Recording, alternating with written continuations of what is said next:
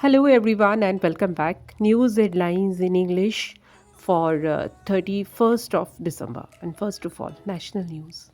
Defense Ministry signed two contracts on AIP modules, heavy torpedoes for Scorpene submarines. India's defense exports crossed record 21,000 crore over decade. Rajnath Singh. ISRO rescheduled PSLV C-60 space docking experiment mission by 2 minutes.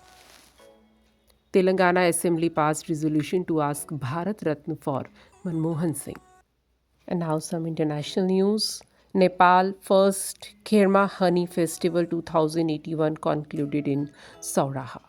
South Korea bird strike emerged as a possible factor in plane crash in Muan International Airport. Former US President Jimmy Carter passed away in Plains, Georgia.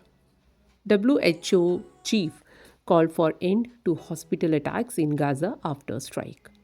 Ukraine's foreign chief pledged support for a new Syria on a trip to Damascus. Now some sports news. Kerala clinch senior national men's handball championship title. 17-year-old from Mumbai became the youngest female in World to scale highest peaks on each of 7 continents. FIDE World Blitz Chess Championship to kick off today, while number one, Zia Magnus Carlsen, set to return to championships. Australia registered 184-run victory over India in Melbourne Test. Now, news related to business. India emerged as global manufacturing hub with remarkable growth. India's foreign exchange reserve crossed 700 billion US dollars to place country at fourth position globally.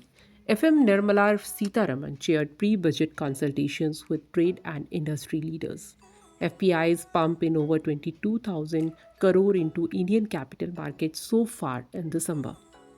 Benchmark domestic equity indices end with losses of over 0.5%. And that's all in news. Thank you.